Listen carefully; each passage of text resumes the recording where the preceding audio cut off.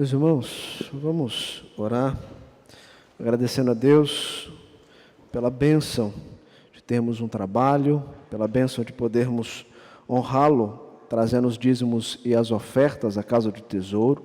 Nós vamos então orar consagrando os dízimos e aproveitar para orar também pedindo para que Deus, assim como nós cantamos, venha nos usar na exposição da sua palavra nesse momento. Oremos. Deus querido, muito obrigado. Esse tempo que nós estamos em Tua casa é um tempo que o Senhor reservou para nós. Já louvamos, te adoramos no culto da manhã, durante o dia, e agora, Deus, neste momento de culto, nós queremos prestar a Ti todo o nosso louvor e toda a nossa gratidão, reconhecendo que somos dependentes de Ti. E como tais dependentes do Senhor, nós queremos agradecer porque o Senhor tem suprido as nossas necessidades, tem levado até a nossa casa um mantimento, e nós queremos Te louvar e Te adorar, e agradecer ao Senhor por aqueles irmãos que têm se tornado homens e mulheres fiéis diante da Tua palavra, e obedecendo o Teu mandamento têm trazido o dízimo e a oferta à casa do Senhor, para o sustento da obra do Senhor aqui e fora daqui. E nós queremos também lembrar daqueles que estão passando por dificuldades, daqueles que estão lutando por conta do desemprego, que eles possam descansar na certeza da Tua providência, e que o Senhor, no tempo que o Senhor já reservou, possa abrir portas para esses irmãos e irmãs, para que eles possam suprir as suas casas, honrar o Deus do Senhor também com os dízimos e ofertas. Nós vamos ler a Tua palavra agora e queremos pedir desde já que o Senhor venha usar o Teu servo na ministração dela, com poder e graça, em nome de Jesus. Amém. Abra sua Bíblia, meu querido irmão, minha querida irmã. No profeta Isaías, nós estamos seguindo uma série aqui com o profeta Isaías, nos capítulos 40 a 55. Nós estamos agora no capítulo 41, Isaías, capítulo 41. Faremos a leitura dos versículos de 1 a 20.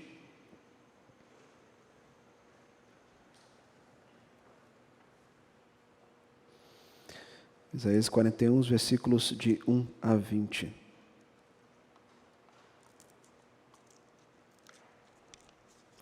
Calai-vos perante mim, ó ilhas, e os povos renovem as suas forças. Chegue-se e então falem. Cheguemo-nos e pleiteemos juntos. Quem suscitou do Oriente aquele cujos passos segue a vitória? Quem faz que as nações se lhe submetam, e que ele calque aos pés os reis, e com sua espada os transforme em pó, e com seu arco em palha que o vento arrebata? Persegue-os e passa adiante em segurança, por uma vereda que seus pés jamais trilharão. Quem fez e executou tudo isso? Aquele que desde o princípio tem chamado as gerações à existência, eu, o Senhor, o primeiro e com os últimos, eu mesmo. Os países do mar viram isto e temeram, os fins da terra tremeram, aproximaram-se e vieram. Um ao outro ajudou e ao seu próximo disse: sê forte. Assim, o artífice anima ao ourives, e o que alisa com o martelo ao que bate na bigorna, dizendo da soldadura: está bem feita. Então, com pregos fixa o ídolo, para que não oscile.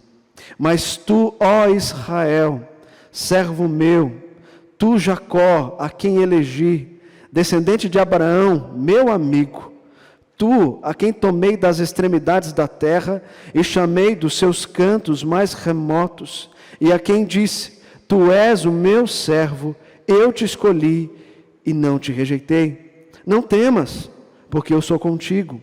Não te assombres, porque eu sou o teu Deus. Eu te fortaleço e te ajudo e te sustento com minha destra fiel. Eis que envergonhados e confundidos serão todos os que estão indignados contra ti. Serão reduzidos a nada, e os que contendem contigo perecerão. Aos que pelejam contra ti, buscá-lo-ás, porém não as acharás. Serão reduzidos a nada, e a coisa de nenhum valor os que fazem guerra contra ti. Porque eu, o Senhor teu Deus, te tomo pela tua mão direita e te digo: não temas, que eu te ajudo. Não temas, ó vermezinho de Jacó, povozinho de Israel, eu te ajudo, diz o Senhor, e o teu Redentor é o Santo de Israel. Eis que farei de ti um trilho cortante novo, armado de lâminas duplas. Os montes trilharás e moerás, e os outeiros reduzirás a palha. Tu os padejarás, e o vento os levará, e o redemoinho os espalhará. Tu te alegrarás no Senhor, e te gloriarás no Santo de Israel. Os aflitos e necessitados buscam águas, e não as há. E a sua língua se seca de sede, mas eu, o Senhor, os ouvirei. Eu, o Deus de Israel, não os desampararei. Abrirei rios nos altos e desnudos, fontes no meio dos vales. Tornarei o deserto em açudes de águas e a terra seca em mananciais. Plantarei no deserto o cedro, a acácia, a murta e a oliveira. Conjuntamente porei no ermo o cipreste, o olmeiro e o bucho. Para quê? Para que todos vejam e saibam, considerem, juntamente entendam que a mão do Senhor fez isso e o Santo de Israel o criou. Amém. Essa é a leitura da palavra do nosso Deus que vamos expor nesse momento. Mas como nós temos feito, vamos primeiro falar com as crianças. Crianças já estão com papel. Nós não temos nenhuma criança aqui na igreja, né? Mas você que está em casa, pegue já o seu papel, os seus lápis de cores, o seu lápis para você desenhar a seguinte imagem, a seguinte figura. Vocês vão desenhar uma mão. Então vocês vão desenhar a mão. A criança mais novinha, ela coloca a mão no papel e faz o contorno. Desenha a mão. E na palma dessa mão que você desenhar, você vai desenhar você. Menor, para que caiba dentro da parte da palma da mão. Ok? Ao lado, você que já é alfabetizado, escreva aqueles medos que continuamente você tem. Escreva do lado. Medo tal, medo tal, medo tal. E a criança que não tem condições ainda de escrever, pode desenhar se conseguir, os pais podem ajudar. Tá bom? Então esse é o desenho que vocês vão fazer, façam um desenho bem bonito, pintem esse desenho, e aí no final, como nós sempre fazemos, nós vamos aplicar esse desenho dentro da mensagem que será exposta nesse momento aos adultos. Ok? Então, façam um belo desenho para depois a gente ver lá nas redes sociais. E nós que ficamos aqui, os adultos, nós vamos olhar para esse texto e vamos pensar a respeito daquilo que essa palavra tem a nos ensinar. E muita coisa nós podemos aprender com o profeta Isaías. Então, aqui no capítulo 41, nós já estamos acompanhando essa série de mensagens, entendendo que o profeta Isaías, eu acho que está saindo uma imagem aqui. Essa imagem aqui na TV está atrapalhando, só, por favor, tira ela para mim. A imagem da chamada isso. Obrigado. Então, nós estamos caminhando, nós já ouvimos falar a respeito da mensagem do profeta. Nós entendemos que o profeta agora, ele está trazendo uma mensagem ao povo de Israel, uma mensagem para animar aquele povo que estava no cativeiro babilônico, um povo que estava há 70 anos sofrendo sobre as mãos dessa nação pagã.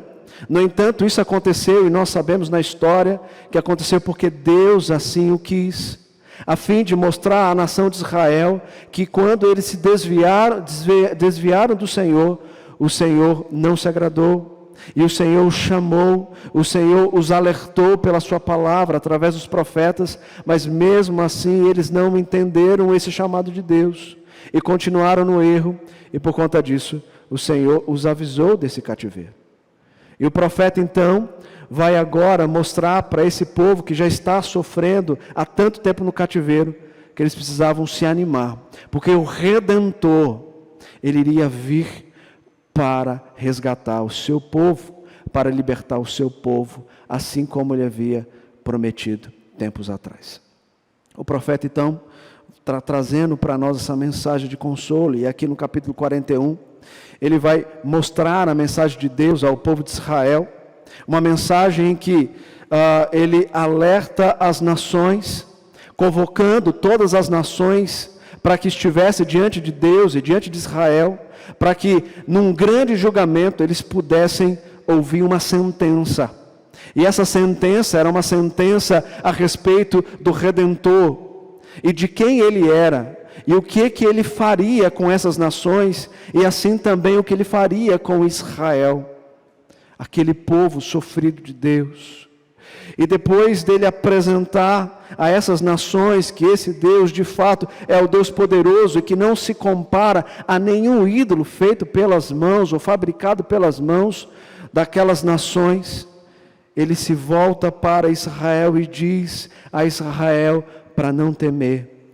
Da mesma forma que ele vai levar essas nações a nada, ele vai tirar Israel e vai dar a Israel a vitória, pois ele é o Deus Todo-Poderoso.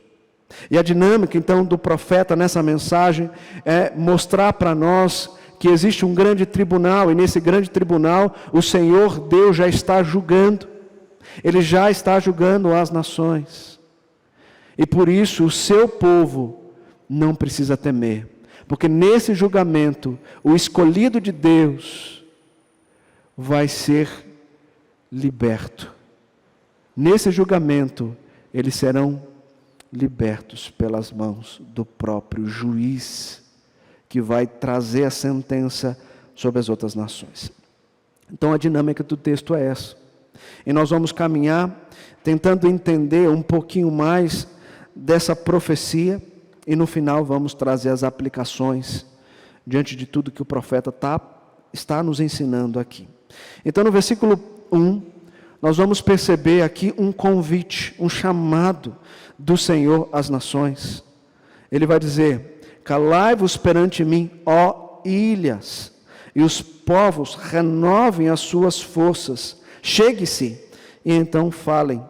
Cheguemo-nos e pleiteemos juntos. O Senhor faz uma convocação.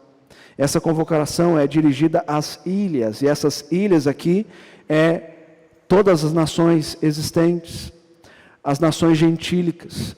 Então ele está convocando todas as nações para virem à presença de Deus, juntamente com Israel, porque Deus vai começar a sentenciar esse povo. Deus aqui é o juiz, ele é o promotor de acusação, ele é a defesa de Israel, e tudo isso dentro desse tribunal, para mostrar para aquelas nações a condenação que receberão da mão de um Deus que suscita essas nações pagãs para poder julgar o seu povo, mas é aquele que também vem com a mão poderosa para poder destruir essas nações, a fim de glorificar o nome dele através do seu povo escolhido. E é isso que ele está fazendo nesse momento. E ele começa a mostrar nessa convocação uma dinâmica que nós vemos em toda a Escritura, que é uma separação entre aqueles que são escolhidos de Deus e aqueles que não são escolhidos de Deus. Desde Gênesis 3,15 nós temos Deus estabelecendo ali o proto-evangelho, mostrando que aqueles que são descendentes da serpente, esses não são escolhidos de Deus. E aquele que é o descendente da mulher, em que virá então todos os seus escolhidos com ele, esses sim são dele. E nós vemos essa dinâmica acontecendo desde Gênesis 3,15, nas descendências em que Deus vai escolhendo para formar um povo, uma nação para ele. Nós vemos isso com Caim 7, Deus mostrando Caim como a descendência rejeitada e Sete como a descendência eleita. Depois entre Cã e Sem, depois entre os patriarcas que dão origem a Israel e outros povos, depois com Israel e outras nações, depois nós vamos ter Cristo, e Cristo vindo para salvar os eleitos de Deus e separando os justos dos ímpios. E toda a dinâmica da Escritura é revelar que aquilo que Deus prometeu no seu plano eterno está se cumprindo. Está se cumprindo ao longo da história para revelar que esse Deus é o Deus Todo-Poderoso. Ele escolhe a quem quer, Ele rejeita quem Ele quer, e Ele faz isso conforme a sua soberana e rica vontade. Ele não pede conselho a ninguém. Ele olha para aquilo que bem entende e define as coisas conforme aquilo que Ele quer. E essas coisas estão acontecendo, a história está revelando-se para nós. E Ele começa a chamar essas nações para mostrar para essas nações que esse momento de prosperidade que tiveram, como a Babilônia teve, como a Síria teve, isso vai acabar. Porque o próprio Deus que permitiu que isso acontecesse, o próprio Deus que trouxe a Babilônia para julgar o seu povo, trouxe a Síria para julgar o seu povo, trouxe o Egito para julgar o seu povo, é o mesmo que vai destruir todas essas nações. E Ele então está dizendo: venham, se acheguem e ouçam a sentença que eu estou para proferir. E Ele começa no versículo 2 até o versículo 4, mostrando a ação de Deus na história. E essas perguntas começam a trazer ao coração daquelas nações uma resposta. Mas ao final nós vamos entender que essas nações não conseguem responder nenhuma das indagações do Senhor, porque eles não se comparam a esse Deus. E o Senhor então, diante desse tribunal, pede às nações uma resposta, a olhar os seus poderosos feitos na história. E Ele começa dizendo: quem suscitou do Oriente, aquele cujos passos segue a vitória? Quem faz que as nações se lhe submetam? E quem Ele calque aos pés os reis, e com sua espada os transforma em pó, e com seu arco em palha, que o vento arrebata? Quem?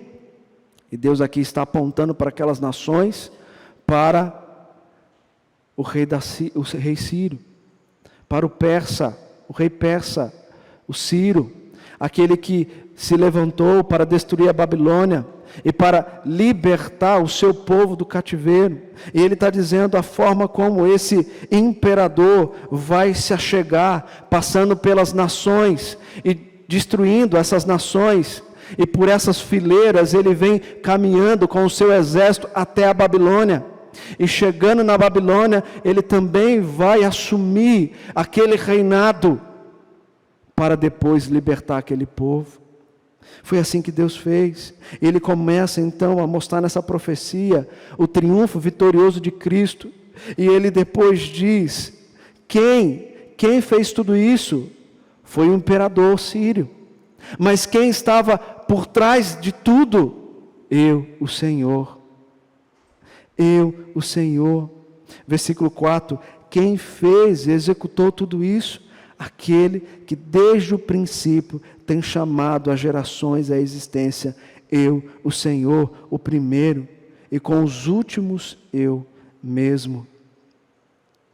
E o Senhor lembra que é Ele que faz, é Ele que levanta, é Ele que dá poder, é Ele que liberta. Ele usa homens assim. E aqui nós podemos lembrar também de diversos feitos que o Senhor fez através de homens que Ele levantou para isso, como Josué. Josué conquistou as terras de Canaã habitadas por outros povos. E Ele mostra que foi Ele que fez através de Josué. Foi Ele que trouxe Débora e Baraque para derrotarem Jabim. Foi Ele que fez com que Gideão, com apenas 300 homens, pudessem derrotar os grandes exércitos dos midianitas. Foi Ele que deu forças a Sansão para ferir 1000 homens com uma queixada de jumento.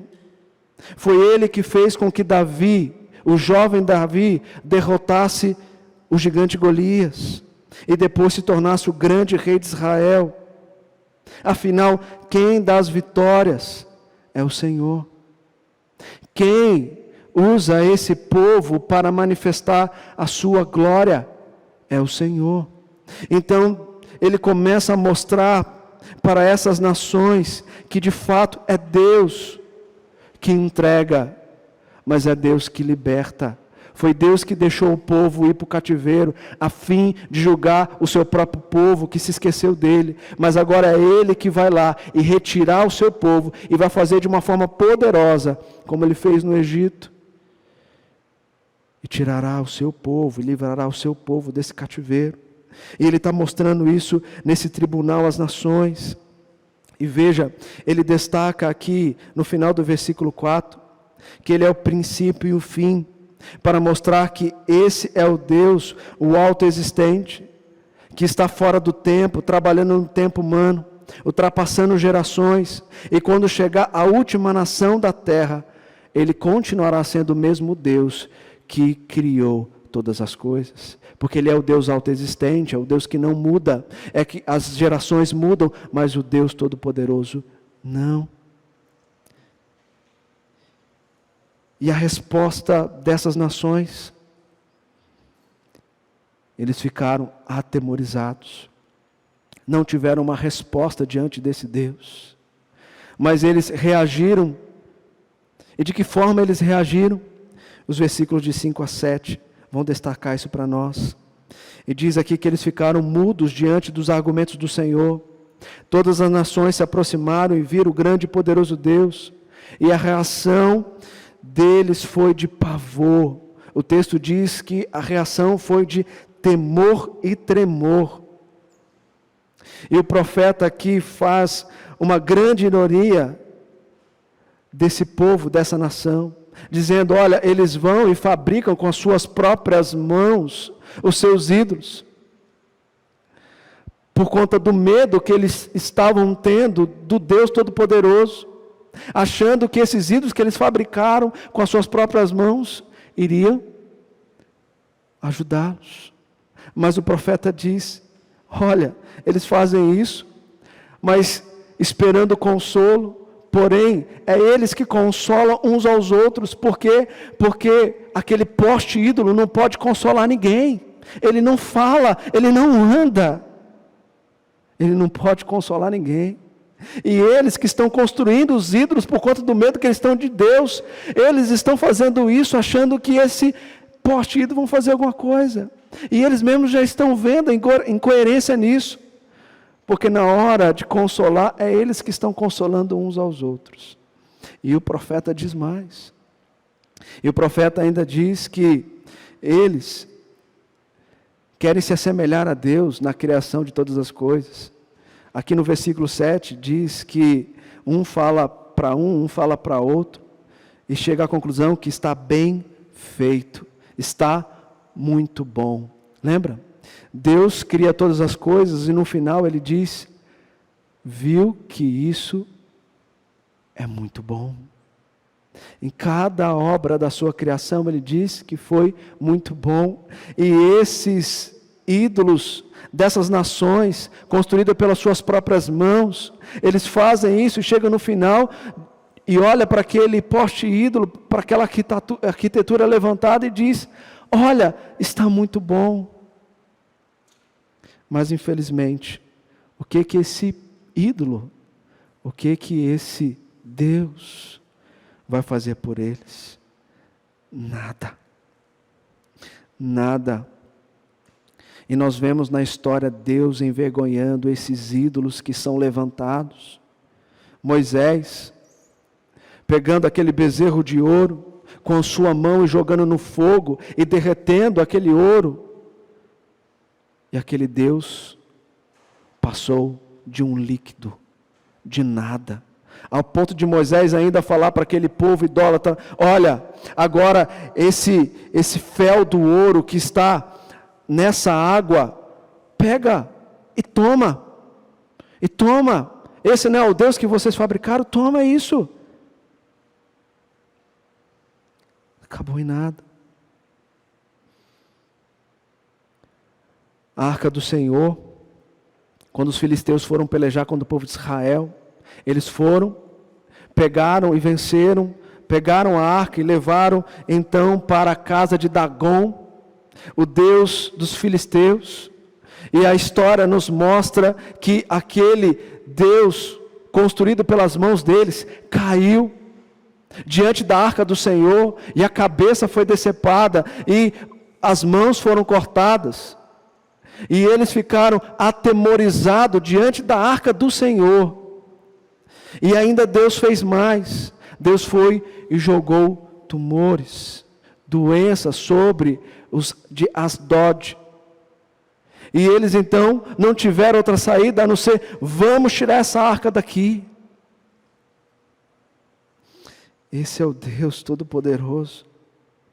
O rei Josias destruiu toda a idolatria existente em Israel, feita pelas mãos do seu avô, pelas mãos do seu pai, e destruiu tudo, os postes ídolos, tudo que tinha sido criado.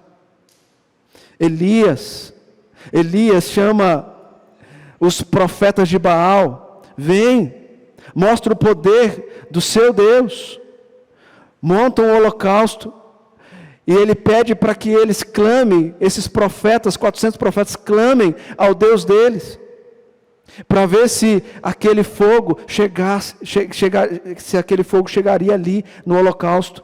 Mas nada aconteceu. E Elias vai e humilha com o seu Deus poderoso. E então ele manda fazer um grande círculo, uma grande cova em volta ainda do holocausto. Manda molhar toda a lenha, para mostrar o impossível se tornando possível, e Deus mandando do alto céus o fogo para consumir aquele holocausto. E Elias vai, humilha aqueles 400 profetas e destrói um por um. É isso que Deus faz com os ídolos levantados pelas mãos dos homens, fabricados por homens, achando que esses ídolos vão fazer algo. Não vão. E Deus então está mostrando isso para essas nações, e ao mesmo tempo para Israel, porque agora no versículo 10, ele vai voltar os olhos para Israel e vai dizer: não temas,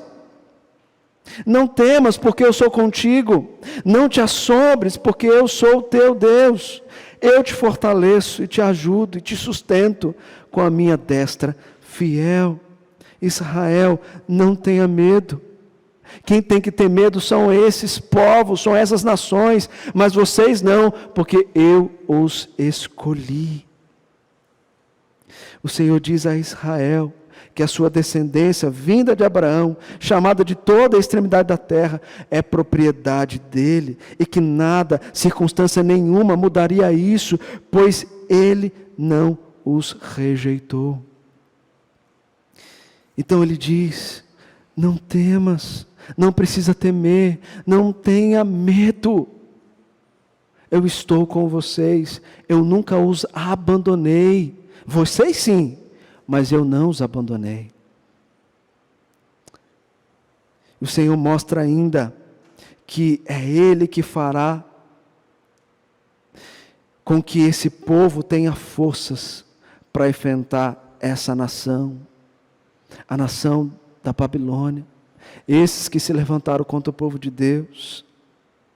É Deus que vai ajudar, é Deus que vai sustentar o seu povo.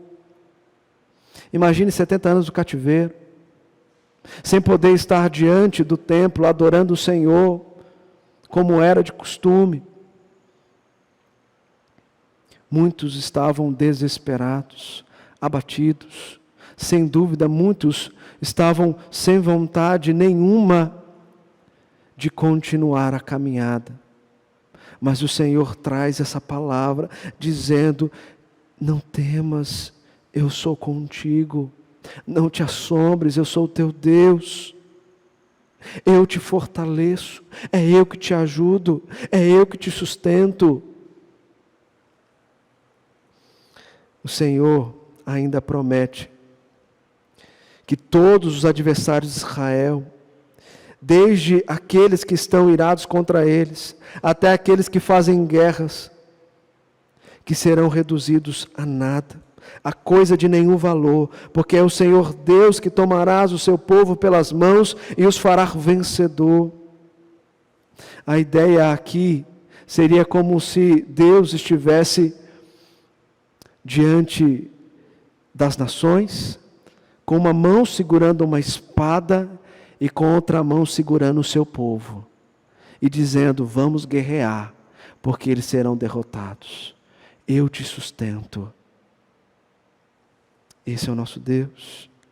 E Ele vai dizer para o seu povo, mais uma vez no versículo 14: não temas, ó vermezinho de Jacó, povozinho de Israel, eu te ajudo, diz o Senhor, e o teu Redentor é o Santo de Israel.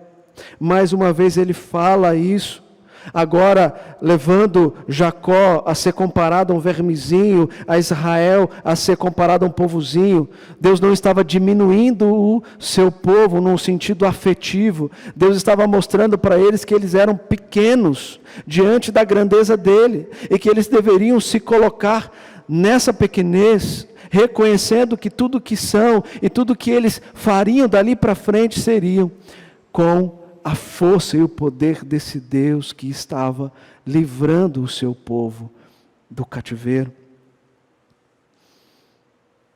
E ele diz ainda, no versículo 14: e o teu Redentor é o Santo de Israel. Ou seja, o teu libertador é o Santo. O teu Redentor, aquele que de fato vai trazer vocês desse jugo, é o Santo. E quem é esse? É o próprio Deus. É o próprio Deus.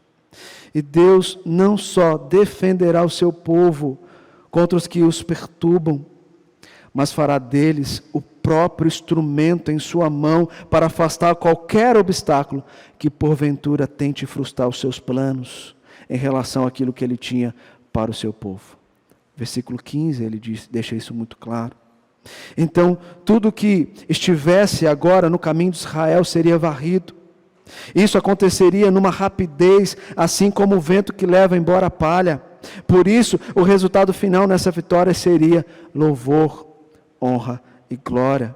Reconhecendo que a vitória que eles estavam conquistando com as suas próprias mãos era a vitória garantida pelas mãos do Todo-Poderoso, aquele que ia à frente com a sua espada guerreando contra essas nações. Por isso que ele diz: tu te alegrarás no Senhor e te gloriarás no Santo de Israel. Reconheça: eu farei isso por vocês. E agora, nos versículos finais 17 a 20, ele vai mencionar os aflitos e os necessitados, aqueles que buscam água. E ele vai dizer: os aflitos e necessitados buscam água e não as há, e a sua língua se seca de sede, mas eu, o Senhor, os ouvirei, eu, Deus de Israel, não os desampararei. Os judeus viviam em condições de angústia e tristeza. Essa referência aqui, a referência à água, é uma metáfora. Não necessariamente era disso que eles necessitavam, mas era um símbolo para mostrar a pobreza daquele povo. O profeta então aponta nessa direção para mostrar que até a maior necessidade do corpo humano, que é a água, seria suprida pela sua própria mão. Ele iria prover. Então ele faz uso dessa metáfora para mostrar que Deus é a fonte, é de Deus que emana o poder, é de Deus que emana o sustento, é de Deus que vem aquilo que precisamos, que aquele povo precisa. E Deus então mostra isso dizendo: olha, eu irei prover fontes no meio dos vales, açudes no deserto e mananciais para suprir as necessidades dos que estão afligidos. Mas não só isso. Versículo 20, ele vai dizer que no deserto, no lugar improvável e impossível, ele iria fazer nascer uma flora pelas suas próprias mãos, com o objetivo de mostrar que ele é o Deus poderoso, que faz do improvável o provável, porque é das mãos dele que vem o sustento. E tudo isso para quê? Qual é o objetivo de tudo isso? E ele encerra dizendo: para que todos vejam e saibam, considerem juntamente, entendam que a mão do Senhor fez isso e o Santo de Israel o criou. Então Deus mostra para aquelas nações que eles não são nada, que os ídolos que eles construíram com suas próprias mãos não são nada. E Ele, o Todo-Poderoso, olha para o seu povo escolhido e diz: não temas, porque eu vou sustentar em cada uma de suas necessidades, vou os libertar desse jugo, dessa escravidão, dando vocês a vitória, porque eu sou Deus. Então o profeta Isaías ensina para aquele povo, ensina para nós, lições importantíssimas sobre confiar num Deus que trabalha continuamente na minha e na sua vida. E eu quero aplicar isso, trazendo algumas coisas importantes que o texto trabalha, aplicando para o nosso dia, aplicando para o nosso cenário. Mas como eu disse, primeiramente falando às crianças. Crianças fizeram então os desenhos, estou olhando para a câmera porque nós não temos crianças aqui, falando para as crianças de casa. Fizeram o desenho, está bonito, depois eu quero ver. Vocês vão fazer o seguinte, vocês agora vão pegar o desenho, vão olhar para o desenho, vão prestar atenção no que o pastor vai falar. Sabe essa mão que vocês fizeram?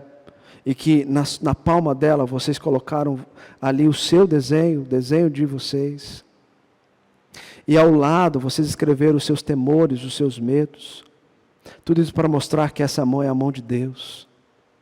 Esse Deus está com a sua mão estendida e tem você na mão dele para te sustentar, para suprir a necessidade tua, para cuidar de você.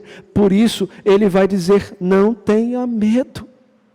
E você pode agora pegar a sua caneta e fazer um X em todas essas listas, todos esses nomes que você colocou aí de temores. Sabe por quê? Porque esse Deus com a sua mão poderosa vai te livrar de todos esses temores. Você só precisa confiar nele. Você só precisa se colocar diante dele, em oração, como nós aprendemos hoje de manhã, orando e pedindo: Senhor, tira de mim esse medo, tira de mim essa dor, porque isso está atrapalhando, eu não consigo viver. Esse Deus faz isso por vocês, por nós. Por isso, não tenha medo, não tenha medo. Meus queridos, Deus nos chamou, e Deus nos chamou pela sua preciosa mão, através da obra redentora de Cristo Jesus, para que pudéssemos ser justificados, adotados, agora como filhos, pudéssemos ser separados para viver uma vida com Ele, para Ele, em santificação. Então nós podemos caminhar na direção de certezas. E que certezas são essas? São as suas promessas. Ele já mostrou que Ele não falha em nenhuma delas. E que Ele vai continuar sustentando todas aquelas que Ele fez a nós. Ele prometeu a vida eterna. Ele prometeu a coroa da vida. Ele vai dar para os escolhidos de Deus. Por isso que Cristo morreu por nós. Nós temos esse selo, nós temos essa garantia com o Espírito Santo habitando em mim e vocês. E nós podemos então caminhar seguros de que pode vir qualquer tipo de problema.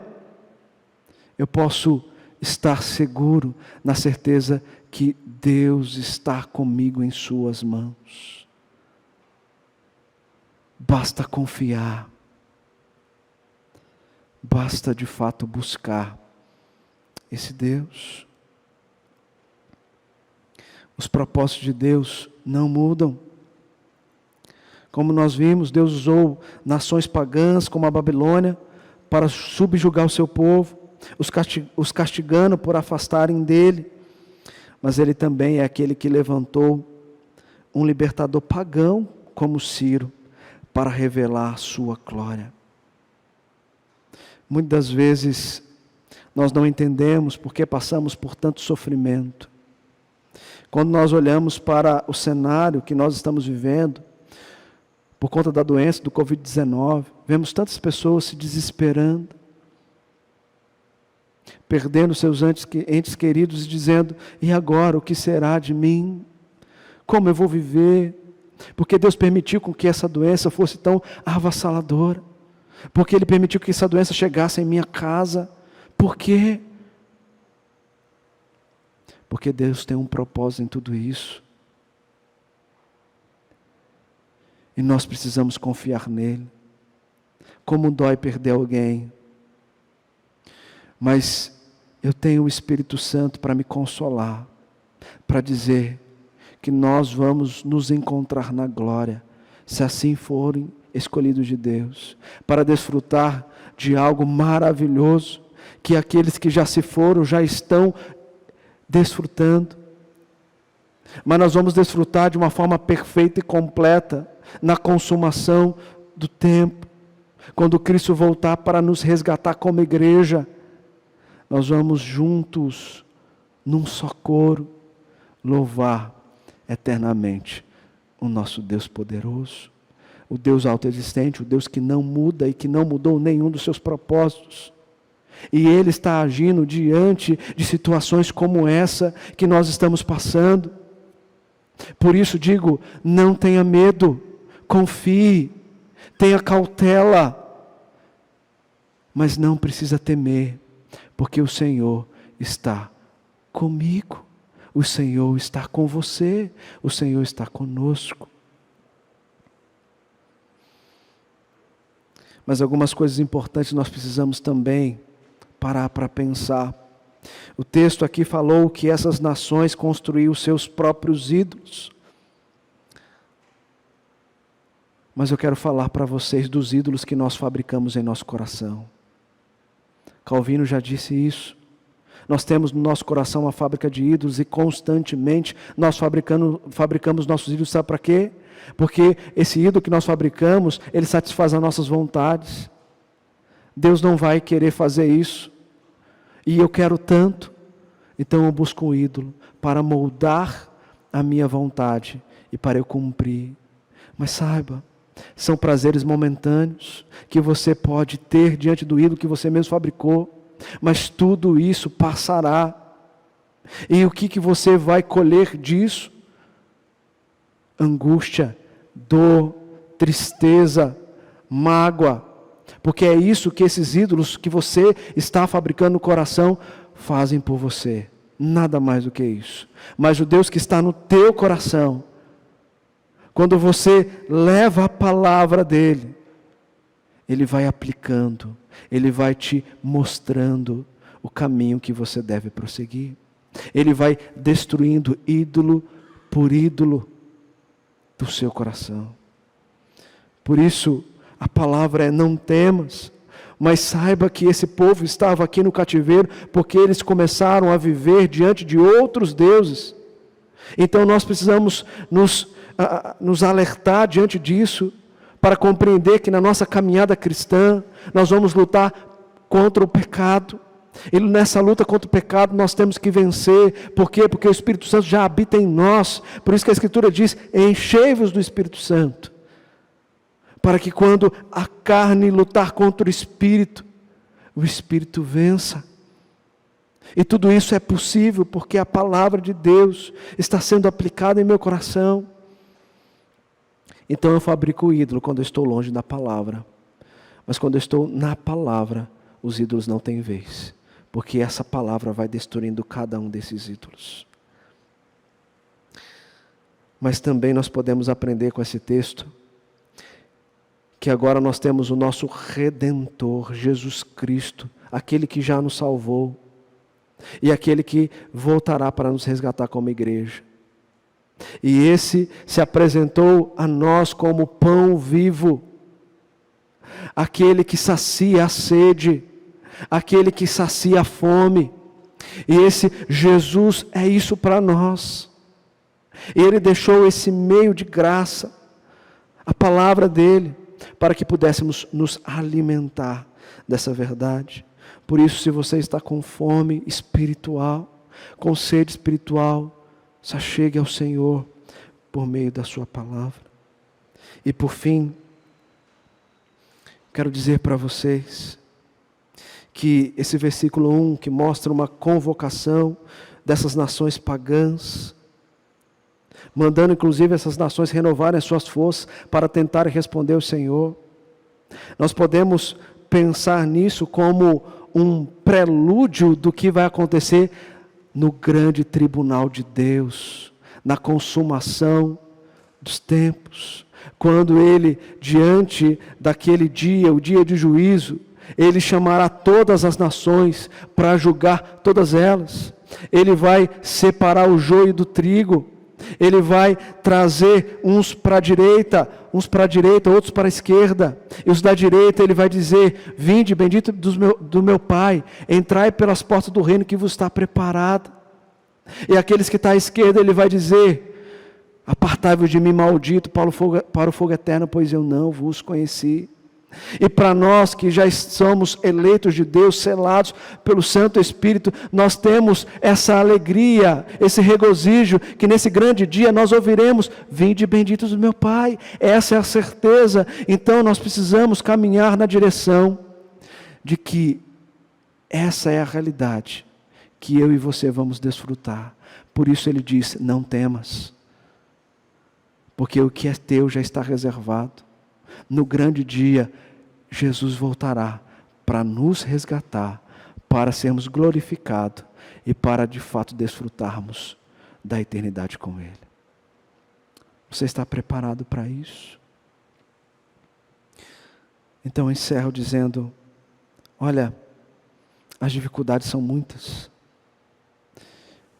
Nós estamos vivendo um período ainda do Covid, mas virão outros problemas, talvez tão severos quanto esses. Sim, eu não estou sendo pessimista, mas realista. Nós estamos no mundo caído. Mas, seja nesse cenário ou qualquer outro, ou cenários de lutas que você tem sofrido em sua vida pessoal, a palavra é a mesma: confie em Deus e não temas, porque Ele é contigo. Ele te sustenta, Ele te guia. E aquilo que Ele prometeu, que é a coroa da vida, no grande dia, Ele vai te dar. Essa é a nossa esperança. E essa é a mensagem que o profeta Isaías levou para aquele povo e que podemos aplicar também aos nossos dias. Que Deus nos abençoe.